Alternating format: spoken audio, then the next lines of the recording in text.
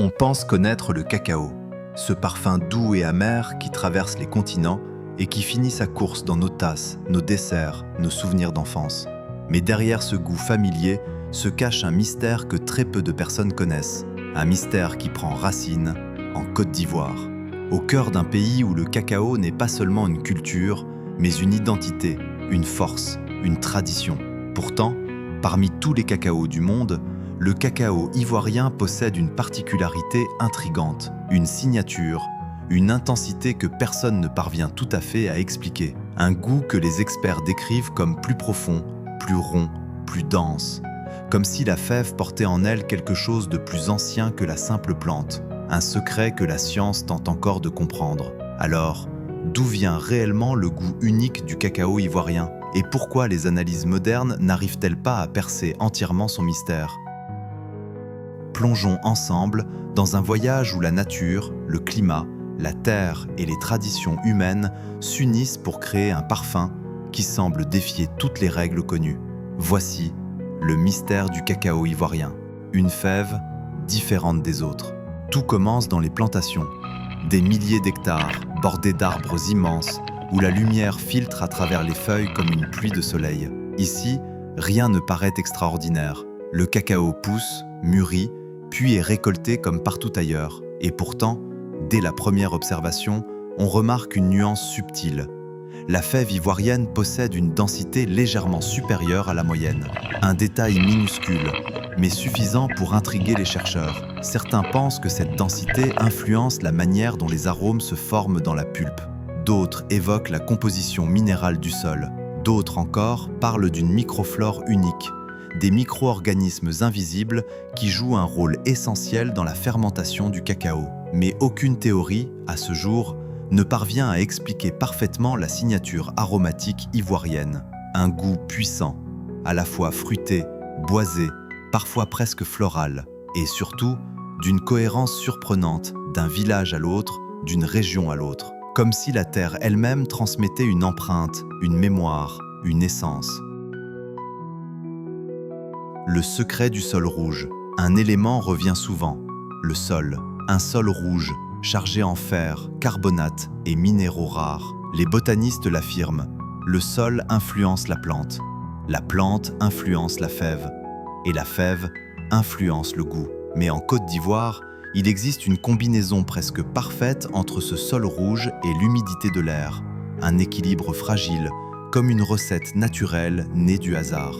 Quand les pluies tombent, elles tirent lentement les minéraux du sol vers les racines des cacaoyers, un phénomène que les agronomes connaissent, mais qui, ici, semble fonctionner d'une manière particulièrement intense. Certains scientifiques parlent de biodisponibilité exceptionnelle. D'autres, plus poétiques, disent simplement « la terre nourrit le cacao comme une mère nourrit son enfant ».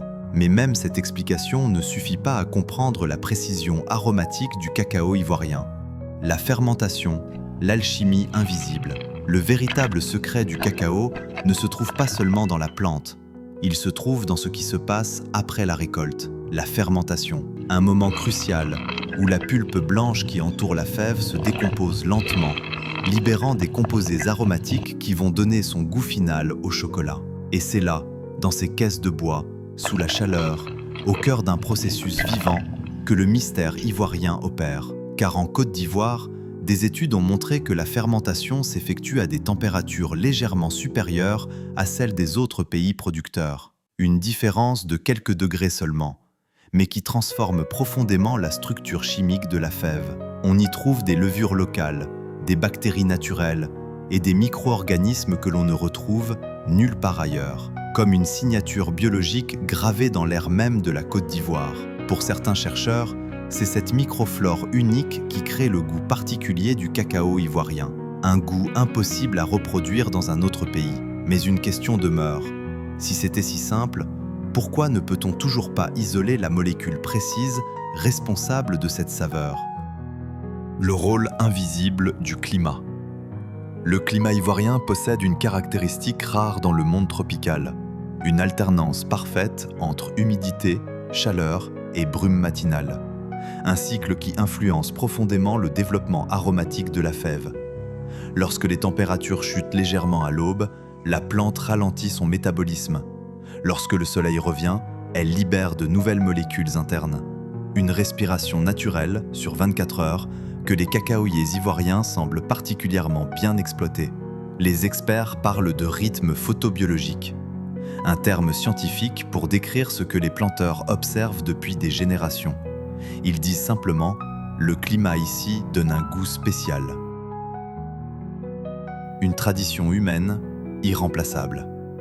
Mais il existe un autre facteur, plus discret, plus humble, mais tout aussi essentiel, l'homme. Les planteurs ivoiriens ont hérité, sans le savoir, de techniques ancestrales qui influencent profondément le goût du cacao. La manière de couper le fruit, la manière de séparer les fèves, la durée de séchage, l'épaisseur des couches, la façon d'étaler, de retourner, d'aérer. Chaque geste compte.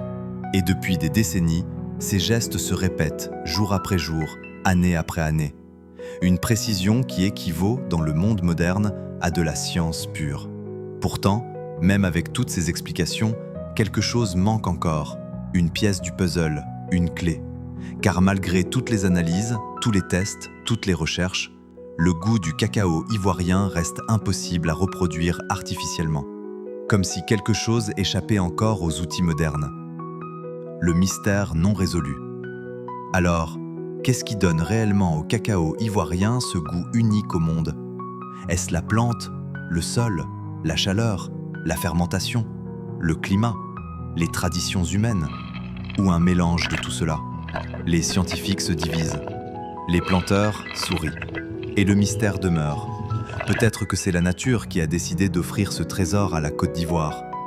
Peut-être que c'est le fruit d'un hasard parfait qui s'est produit une seule fois dans l'histoire. Ou peut-être tout simplement que certaines saveurs ne sont pas faites pour être expliquées, qu'elles sont faites pour être vécues et ressenties. Conclusion.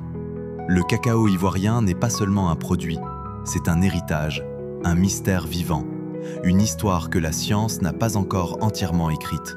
Et tant que ce secret ne sera pas révélé, chaque carré de chocolat portera en lui une part d'inconnu, un fragment de terre, un souffle de forêt, et la mémoire d'un pays qui a fait du cacao un art. Ici, c'était l'œil caché, des faits réels, étranges et fascinants.